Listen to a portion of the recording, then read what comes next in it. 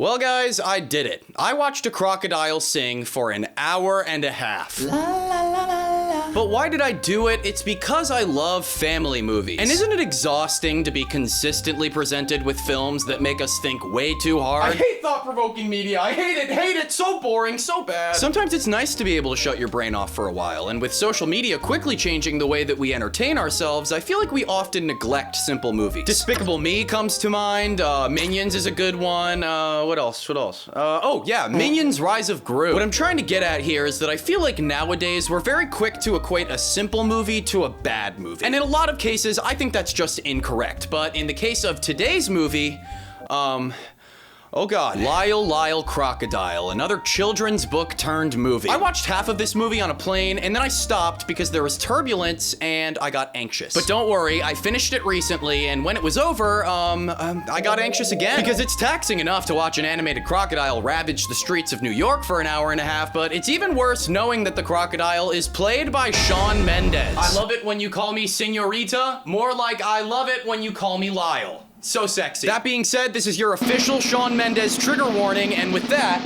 it's time to hop in. Okay, so the movie opens to Hector Valenti, played by Javier Bardem, and can you guess what he does for a living? Is he a chef? Is he a doctor? Is he a criminal? Well, actually, I guess he is a criminal because he breaks into the studio of this America's Got Talent type show to perform a dumb magic trick that doesn't work. Seriously, dude? Ditch the birds. You gotta show them something they've never seen before. Great job, security guard number one. Keep it up. A few seconds later, as the opening credits continue to roll, we see that this movie is going to contain original songs by Benj Pasek and Justin Paul. In case you guys are unaware, these are the guys that wrote the music for The Greatest Showman and Dear Evan Hansen, and if the overlap there doesn't make sense to you, then just get ready, because somehow this movie perfectly combines the two. Hector heads to an exotic animal shop, which I can personally guarantee you does not exist in the middle of Manhattan. Boa constrictor. Vampire bat. Might have a lemur in the back. Yeah, and it's also definitely illegal. When the clerk walks away, Hector starts to hear that song that's like, I like it like that. So he sneaks into the back to discover, I can't. Oh, I'm gonna fucking vomit. It's so goddamn gross, dude. Not only is it Shawn Mendes, but it's Shawn Mendes slithering around in a weird, slender, animated reptile body. Oh. Hector looks up to see the label on the cage, which has just enough paint left to perfectly spell out Lyle. Lyle.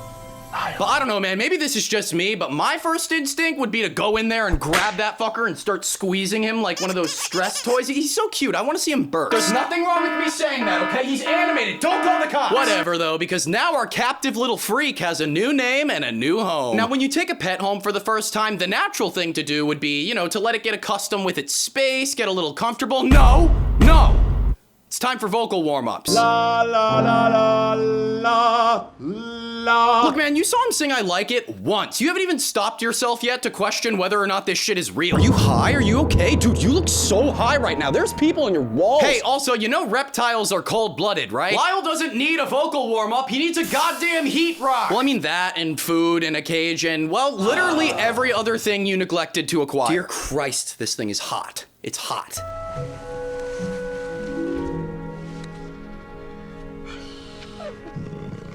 La, la, la, la, la. Well, there it is, folks, the classic Shawn Mendes jump scare. Now, as I'm sure you guys know, this clip was going viral for a while, but what's funny is I feel like a lot of people saw that clip but never actually watched the movie. So now seems like a good time to let you know that Lyle doesn't talk.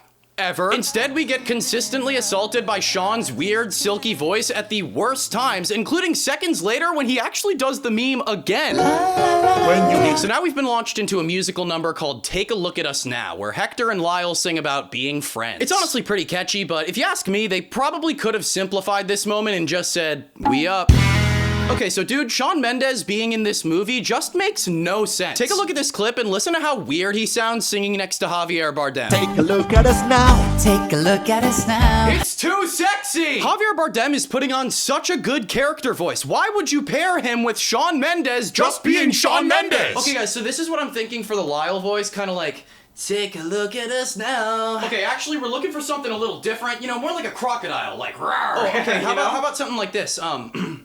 Take a look at us now. So a couple things happen in this number. First of all, they pass time pretty quickly, and Lyle goes from being cute to adolescent and creepy. Like, I get that he's aging, he's getting older, but he's also getting quirkier, and they're taking a bath together. What the fuck? We also learn that Javier Bardem has got some moves, which is crazy because he's 54, busting it like a Shen Yun dancer at gunpoint. But then they finally arrive at the night of their big show, Lyle the Singing Crocodile. I think this is gonna be about Lyle the singing... Well, it's actually just a continuation of the song from before, but when the curtain opens, Lyle freezes up like the little bitch he is. Sorry, I'm sorry.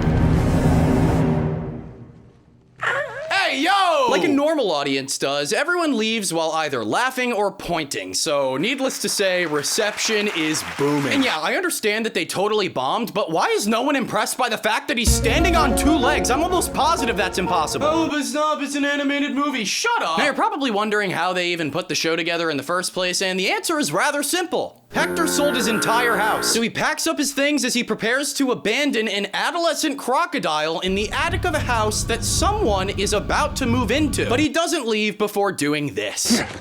Take this. It's got every song you'll ever need. Oh, he doesn't know how to use those. It's like that other children's book, If You Give a Mouse a Cookie. This time it's, if you give a crocodile an iPhone 14 Pro Max. And he's off. Enjoy the phone bill. Now we flash to 18 months later. I mean, what an oddly specific amount of time. It's honestly hideous. Just say 1.5 years, or even round up to 2. Does anyone actually keep time like this? Are we actually going to be living here?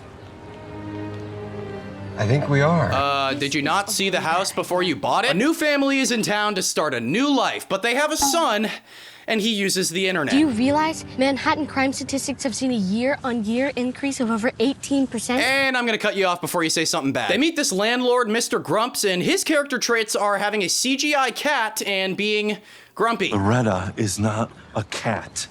She's a silver-shaded Persian with an extremely delicate constitution. Look, I know that's Brett Gelman, but I honestly think he's pretty cool. I don't have anything bad to say about him. What do you want me to do? You want me to just make fun of everyone? I'm not a monster. FYI, there's a few leftovers from a previous owner in the attic. Hopefully they won't get in your way. Welcome home. What if she just got her head eaten off out of nowhere? Later that night when the Prims, oh, I didn't say this yet, they're literally just Mr. and Mrs. Prim. They don't have names. Later that night when the Prims get in bed, we get a taste of the stale loaf of dialogue that we can expect from this movie. New York City. Did we just move here? I think we did.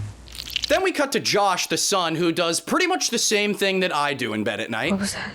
That is an ambulance. What was that? That was a car tire. But then he hears an actually creepy noise coming from the vent, so he goes up to the attic to investigate.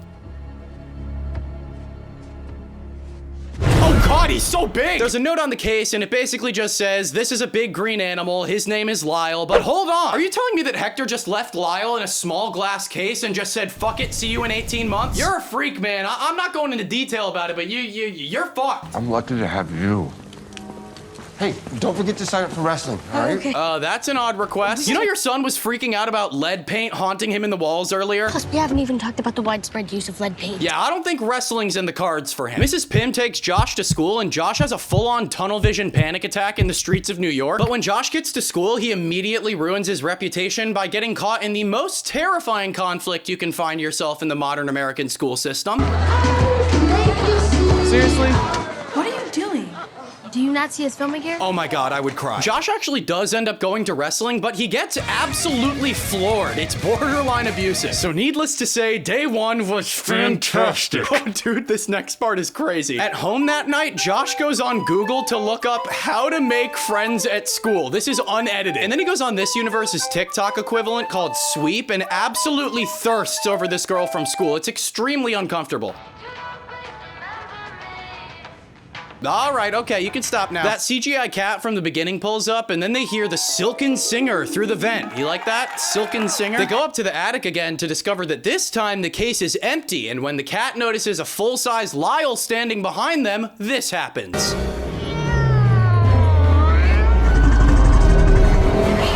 Oh my God! Hold on, I need to sit down for a second. Realizing that he just ingested an entire cat, Lyle runs out the window, bringing us into an epic chase scene. And in terms of hijinks and shenanigans, this scene has it all.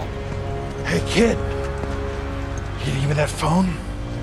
or am I gonna have to take it from you? What the fuck? But fear not, because out of the shadows comes Lyle. And I mean, dude, look at this shot. This goes crazy. So now Lyle and Josh are friends, but before they head off, Lyle's like, come on, kid. The next day, Mr. Pim is in the kitchen eating a bag of chocolate-covered cherries, which helps the film reveal that Mrs. Pim is an almond mom. They're full of hydrogenated palm oil and sugar and corn syrup. What is that a good example for Josh? We should throw him out. Shut up! I also just feel like that line of thinking is super outdated. You know, at this point, I feel like we've all just grown up and accepted the fact that everything is fine in moderation. Not gonna lie though, back in the day, my mom was like, 1 almond, 2 almond, 3 is a tree. In the attic, Josh gives Lyle his +4 strength card, saying that it's his most prized possession. But dude, this is exactly like the MP3 player. Look at Lyle. He's like, dude, are you fucking serious? But now it's time for school, so Josh busts out the door with a newfound determination. Something about meeting Lyle must have really changed Josh, though, because he went from having full-blown panic attacks in the streets to vaulting through alleyways like bipolar Spider-Man. But wait, if Josh got the Spider-Man powers, then that means he must have had to... Wait, did Lyle bite him? But now Lyle is home alone to do whatever he pleases.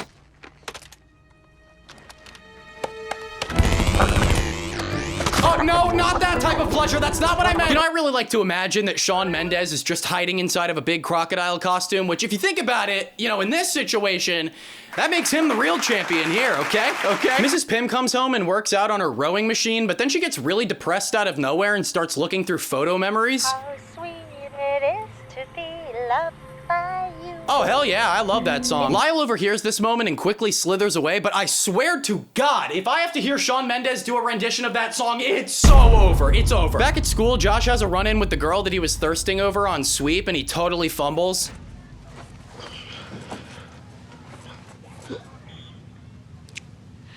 Kind of a weirdo, aren't you? Oh, brutal. But I must be an idiot, though, because miraculously, Josh gets a follow back from her mere seconds after she leaves the frame. And with another dub in the bag, it's time for Josh and Lyle to hit the streets. And by hitting the streets, I mean going behind a restaurant and eating literal garbage. But would you believe me if I told you that this is the second film in a row that I've reviewed where humans eat garbage with animals? Walt Disney trash sandwich, Walt Disney. Well, when they do it in this movie, it's cute. But what would you do if you walked into an alleyway and immediately saw this? How horrifying is that? I mean, not only is there a full-size crocodile standing on 2 legs, but there's also a full-size crocodile on 2 legs bleeding this fucker dry. Take the shot! No, honestly, I'd just be so baffled that I'd off myself on the spot. They eventually go to a rooftop for a candlelit dinner, and Lyle's all like, eat! And Josh is like, nah, that's garbage, my brother. But then Lyle is like, eat! And it's moments like this that make me super uncomfortable, because we know Lyle is capable of 2 things: singing and being a goddamn crocodile. You know, personally, if I were Josh, I would need a little bit of reassurance. Like, hey man, can you just let me know, like, you're not gonna eat me or anything, are you? Say yes.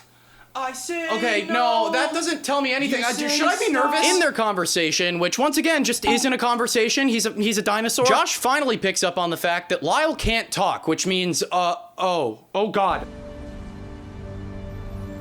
In the shadow. No! This launches us into Top of the World, a song about feeling on top of the world. Because I can't actually play any of the songs in the video, I'm just gonna sing over them with my beautiful voice so you can get an idea. It's like, I'm on top of the world tonight. That was like the little echo in it, you know? This song for me unlocks yet another level of discomfort about Lyle, and that is him dancing. I don't know what it is about the way they animated him, but his movements are far too human-like for me. Once again, put that fucker down. Nothing super crazy happens in this song, but at one point, Josh does this insane Marvel-style jump that breaks the universe for a second, and I think it just looks really funny. But now no one can stop them. They're on top of the world. Except for like the cops and like animal control. The next day, the film throws in a super unnecessary moment where the cat finally gets home and literally liquid shits itself. Mom's a kid? Holy shit! Look, you guys know me, I'm a huge fan of poop and fart jokes, but at the end of the day, this is a children's movie. So why would they throw in the most realistic sound of anal anguish possible? Mrs. Pim notices that Josh isn't in bed, so she goes up to the attic to find him asleep in Lyle's gaping mouth. So here we go with another chase sequence, but this time, Lyle has a plan that I don't like. I wanna stop. Oh, dear Christ. So, he sang the song. But look at Mrs. Pim's face while he sings. This is a face of true terror. I can't tell if she's gonna pass out or just accept fate at this point. I mean, imagine reminiscing on your wedding song and then hours later having it sung back to you by a giant crocodile with the voice of Shawn Mendes. That should never happen. So they rush out of the house in a frenzy, with Mrs. Pim threatening to call Mr. Pim and shut this operation down. But Josh pleads with her, saying that Lyle is his only friend. What a loser. Touched by this, Mrs. Pim agrees to keep things under wraps, and when she gets home, she finds Lyle taking a bath? They scramble downstairs in yet another chase sequence, which brings them into the kitchen. When you're oh, come on! So now we're into the song Rip Up the Recipe, and in a nutshell, Lyle basically convinces Mrs. Pim to stop being an almond mom. Here, let me give you a little bit. It's kind of like, rip up the recipe. That's kind of like the only catchy part I remember. Through the course of this song, Mrs. Pim and Josh really form a bond with Lyle, and Mrs. Pim upgrades from nuts and seeds to, you guessed it, garbage. She actually sings in this one, and it sounds very weird, so good thing I can't play it for you. The next morning, Mr. Grump sets up security cameras around the neighborhood, which is highly illegal, and Josh and Mrs. Pim eat a pizza for breakfast. This scene is actually super concerning, because while they're enjoying their pizza and garbage, it is abundantly clear that this new lifestyle also encourages Mrs. Pim to drink and act drunk at 9 in the morning. Good morning, sweetheart. Some would call this scene cute, but all it tells me is that Lyle is a horrible influence. But this newfound excitement in her life is very concerning to Mr. Pim, who hits her with a very heavy conversation. Is there something I need to know? Oh, sweet Pia. Well, I mean, is there someone else? What? And this sucks, because she's definitely not cheating, but from all angles, it looks like bro's getting cucked by a crocodile. I mean, he kind of is. Anyway, this means it's finally time to reveal Lyle to Mr. Pim. And another chase sequence. When Mr. Pim tries to escape through the window, Lyle has yet another awful idea when he notices Mr. Pim's old wrestling gear on the wall.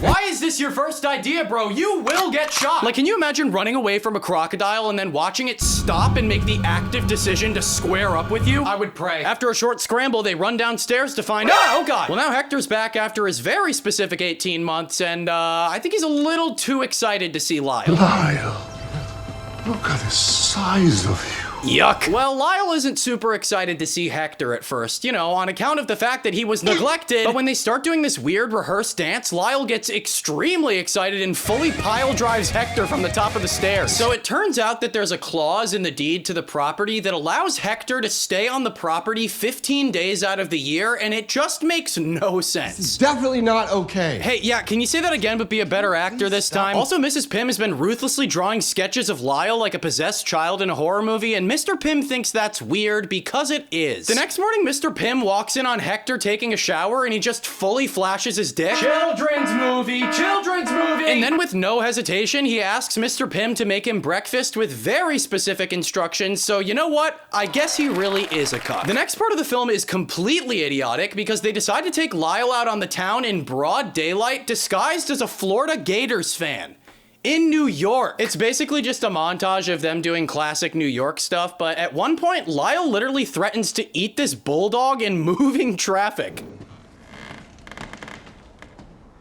Ah, Jesus! I really don't understand this tactic. Mr. Pim is the one person that Lyle has yet to get on board with him, but every time they interact, Lyle turns it into a life or death meat size competition. But this time it's actually a wrestling match, and Lyle just straight up brutalizes Mr. Pim, at one point giving him such a big wedgie that I'm sure he popped a ball.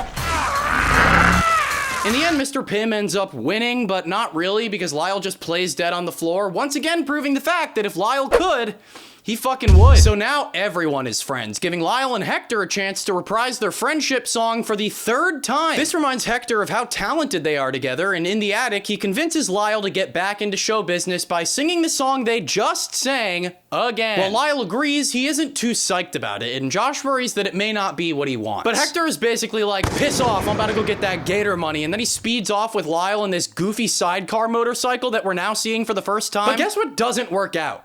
That. Lyle is still too nervous to perform for an audience, causing Hector to lose even more money. But nothing I can smooth over with a little Valenti charm. Yeah, well, Valenti charm must be something either horribly offensive or illegal, because the next day, Mr. Pim witnesses Hector being thrown out of a moving car at full speed. After that exciting encounter, Mr. Pim walks in on a tenant's intervention led by Mr. Grumps, where he essentially just humiliates the family in front of everyone. If you could find it in your hearts to sign the petition and override the school's power to allowing awful families like this. In the middle of this, Hector pulls up and reveals to everyone that Mr. Grumps has been spying everyone with those security cameras from earlier. So for now, the secret is safe. For now. Well, actually just for the next minute and a half, because while the family is celebrating their epic dub, Animal Control shows up and fucking snipes Lyle. No, Lyle! Man, I don't know what it is, but something about brutal scenes like this in children's movies, it kills me. Also, Lyle simply didn't resist. In fact, he was showing almost every sign of submission. Hey man, turn off that body cam real quick. Turn off that body cam. He's resisting! So now Lyle's in the zoo with a bunch of evil Lyles, also known as real crocodiles. And the last couple minutes of the movie were extremely depressing, so you know they had to throw in a fart joke. And then something really confusing happens when the family shows up to see Lyle and he goes up to see them at the cage. This zookeeper comes in and says, "Hey, no hands to the bars. Thank you. You, get back." Okay, yes, we've learned that he can understand English, but how do you know that? Because that leads me to believe that you talk to all the crocodiles like that. Like they're prison inmates. You know, I just imagine it's like, all right, you got your one call. Come on, let's go. Oh, there goes my foot. They understand crocodiles. They're gonna look after him. Then why aren't they giving him pork and rosemary full of sauce or chicken milanese with a dash of salsa verde? That's what you guys were eating? I can't believe that. The dude was literally dangling you over a dumpster in the alleyway of a Chinese restaurant. No, at this point I'm just fully convinced that you have Stockholm Syndrome. But for eating garbage. So Josh is freaking out about this whole thing, and when Mr. Pim tells him that there's not really anything they can do, he freaks out even harder and fucking dies like he's in a video game cutscene. He had a panic attack that triggered his asthma. Oh, my bad. Well, now everyone is at rock bottom, and what a better way to treat this moment than by letting Shawn Mendes sing again. This one is a ballad accompanied by a montage of memories that make it seem like they've all known each other for years, when in reality, I'm pretty sure all of this has taken place over the course of less than a week. Touching. That part is sad, and it's way too long, so we're gonna move on. The next day at school, Josh talks to the sweep girl, and she tries to relate to Josh by telling him about her pet snake that escaped one time, but then she just splits a dry-ass looking cookie with him, and the moment is over. If they had spent literally any time building the character relationship here, I would think that this moment is touching, but so far, all we've seen her do is roast Josh and never talk to him outside of school, and that's literally just manipulation and bullying. Later that night, Josh goes to take out the trash where he runs into Hector, who reveals that he was the one who sold Lyle out. So when Alistair Grubbs offered me that cash, I had to take it.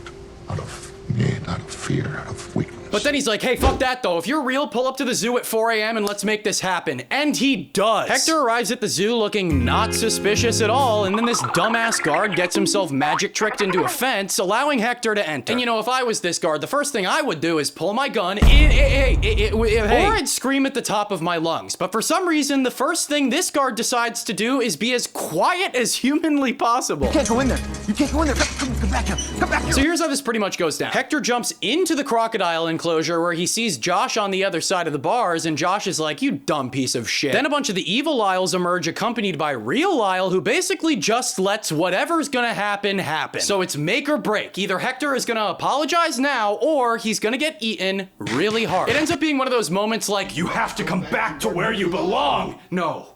Back to Josh. And how sweet is that? You know, what a touching moment. Oh, holy shit, fuck yeah! Well, yeah, that was cool. Now it's time for a jailbreak. While being surrounded by the cops, Josh notices a tour bus for that America's Got Talent type show, and then hatches an idea that they've had multiple times, and it never works. But they hop on the motorcycle anyway and give it one last try. In the middle of this high-stakes ride, Josh gives his phone to Lyle to navigate, but he just ends up playing with Instagram filters. This is so ass!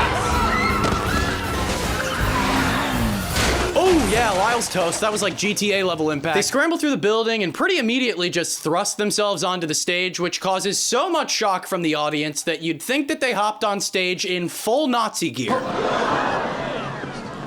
So the cops storm the theater. Everyone's on edge, and well, this just isn't looking good. Maybe we started pretty small. Oh wow, now it's even worse. Well folks, I think you know what time it is. Help! Help! Help! And it is a party, ladies and gentlemen. Everyone's jumping, everyone's cheering, and Lyle is the goddamn man. I think we can agree that getting through this movie has been pretty grueling, and I know you don't care about the rest of it, so I think that it's the perfect time for a lightning round. A month after the performance, the family is still dealing with the issue of Lyle being illegal, so they battle it out in court where Hector reveals that, I mean, this is just a crock of shit. Hector reveals that somehow there's a clause in the deed for the property that allows exotic animals. Not only does Mr. Grumps lose the case, but his cat abandons him and Mr. Pim straight up assaults him in the courtroom. But now everyone is living together and the family decides to go on vacation because Lyle has never been on vacation. Dude, he's an animal. Do it, Malfoy.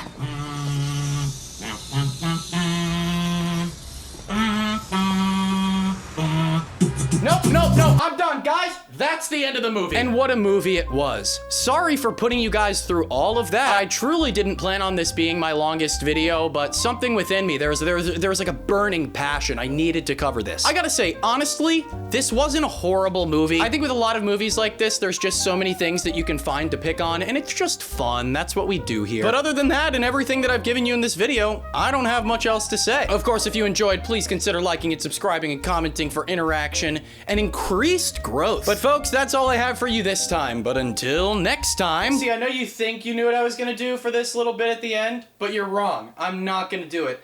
I have outsmarted la la la la la